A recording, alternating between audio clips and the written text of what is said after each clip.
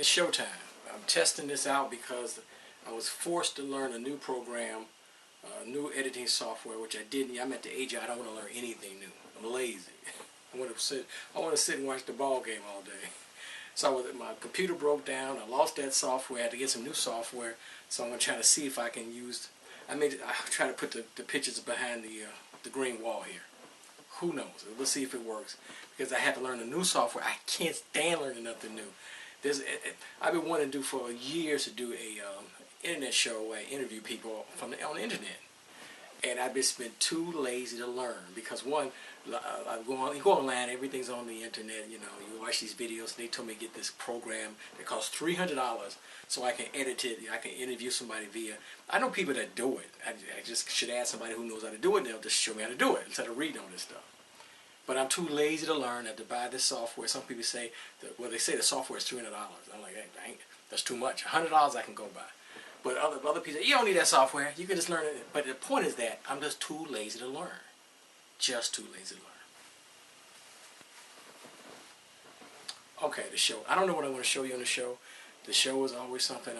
I may show you. I was so upset. I was in Notre Dame a few weeks ago, whatever, and I videotaped, and I forgot to put the camera on the clearest setting, the most pixels or whatever, the strongest video. So the video sucks. So I'm gonna have to use. It's horrible. And you know how you do these shows. They really look good when I do it at home, and then of course it loses a generation or two when I upload it, download it, and put it on CD and put it on a chip, and it's so it's a hot mess. The point is that's why I always talk about the crime in Chicago. You could stop the crime in Chicago, but it really comes down to resources. I hate to admit it, never want to admit it, but Salim Wakil, who had on the show before many times, he always talked about you have to have resources, and you really do. If you're not blessed with wonderful parents with resources, it's going to be tough. Yes, they always trot out the kid who came from the ghetto, and the mother who had 5 kids and got 4 college degrees, but those are outliers. Most of us, if you go to my social media site, you send me an email, I'll send you a video of Henry Louis Gates, and I talked about this before. I've been sending it forever, but people don't want to talk about it. They don't want to deal with it. Henry Louis Gates he's a smart man, professor, and he ain't the only person. A lot of smart professors out here. They know the biggest determinant of what determines your success in most cases is who your parents are. Period. End of story.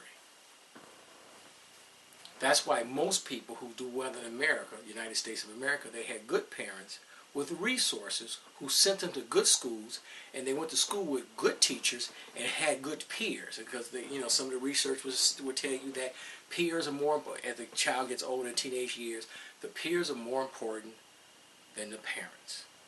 The peers.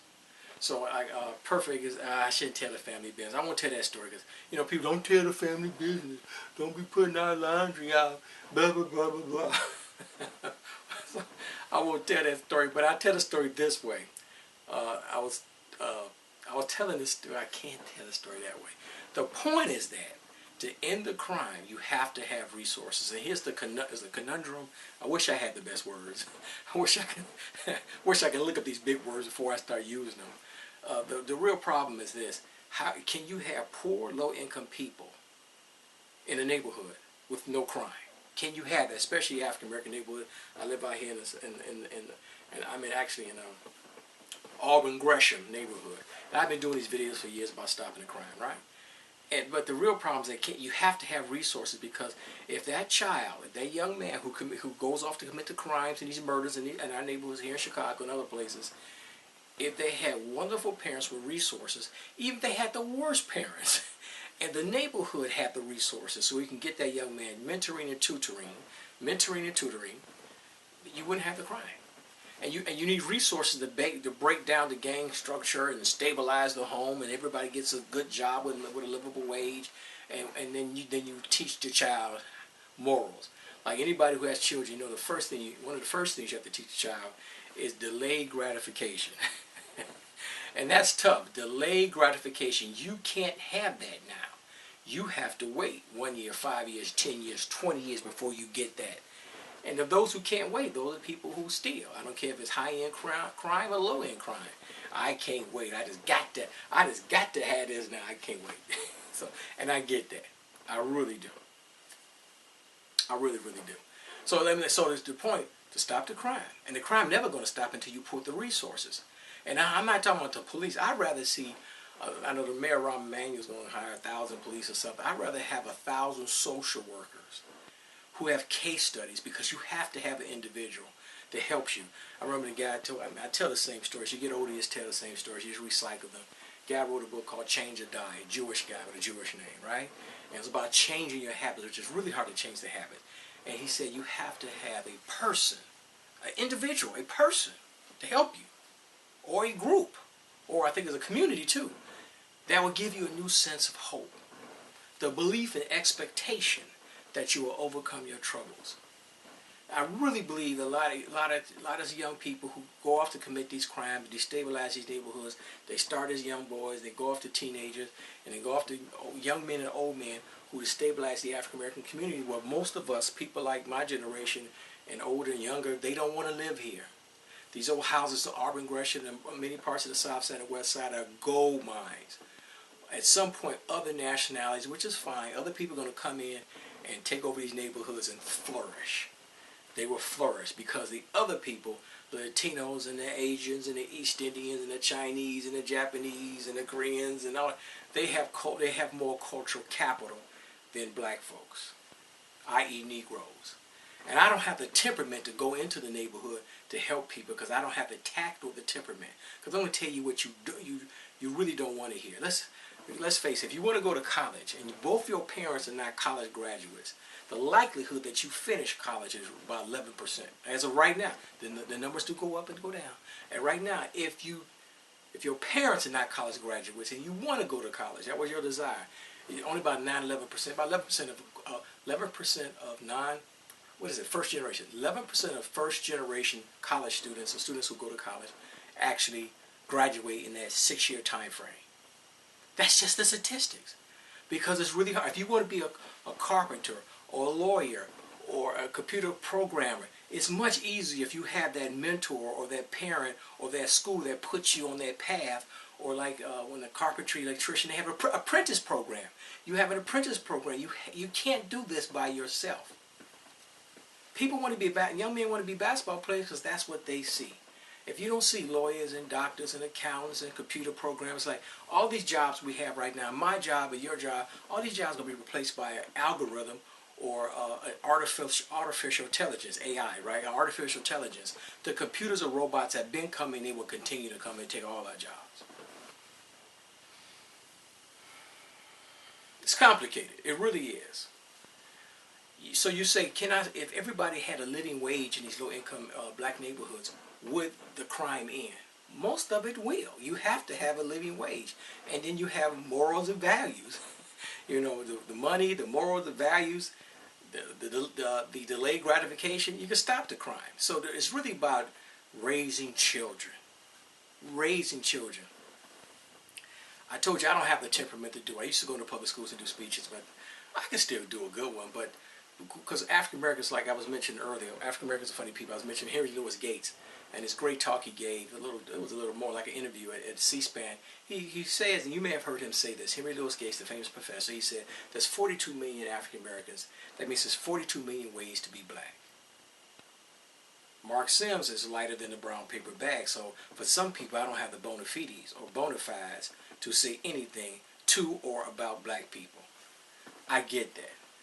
So some people, they see, you know, how I look like, and that disqualifies me with some Negroes, some black people, some colored, some African Americans. I get that. I understand that. Can't make everybody happy. Everybody ain't gonna like it. Then you have some that say, well, Mark ain't got no college degrees. He didn't go to my college. He didn't go to black college. He didn't go to any college. So he's disqualified because he's uneducated. He doesn't have the sheets of paper that say he went to college to get a master's or bachelor's or a doctorate. So he's disqualified. I understand that. The other people say, well, you didn't leave the poor black. You wasn't poor. You had middle class parents. You didn't go through the trouble I went through. You don't know how it feels to be poor. What can you say about my situation? And I understand that. That's why I work behind the scenes. I do a little show here, you know. Sometimes in front of the camera. Most of the time I'm not in front of the camera anymore. But then I do some stuff behind the scenes because I know my people. I had a great interview. I wasn't great, but I can't. It didn't get a lot of hits. You can go on YouTube right now and look up Dr. Carl Bell. He was brilliant. He was excellent. He don't get a lot of hits on the video because it's about solving problems. People, they march about Black Lives Matter and the police are this and the teachers this and we're going to have to, and we're going, but when it comes down to really doing the work, people like, they're out of here, okay? And Dr. Carl Bell said, African Americans, we are very relational. I think the word was relational. The big words, he has the best words. It's relational, but we're not transactional. I'm guilty of that. I want to talk on the phone, do this show, run my mouth. You see me in person, I talk to you for a whole hour. But actually getting something done, having a goal and say we're going to do this. Like one of the goals, I'm about to end this little segment here. And one of the goals I always have is that I don't live far. Let me say this again. I don't live far from Trinity Church, if you will. Reverend, well, I'm not going to tell that story about Reverend White. I haven't seen him since my wedding. Let's say that. He presided over the wedding. Haven't seen him since. Long story. Great guy.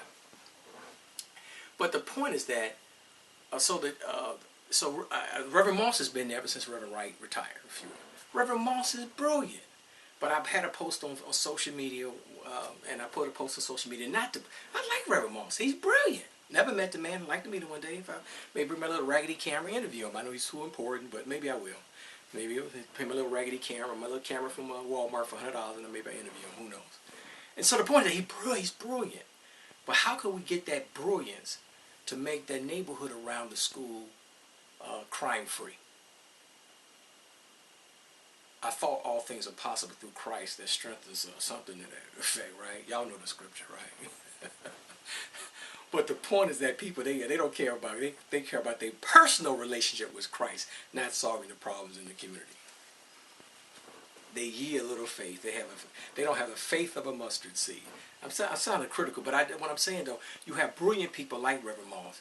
And how do we get the brilliance from a Reverend Moss, or the collective brilliance for that 8,000 member church, Trinity Church over on 95th Street? How do we get that brilliance to make sure Pookie and Ray Ray, whoever the names are, Deshaun or whatever, how do we get these young boys in grammar school to read and write at grade level?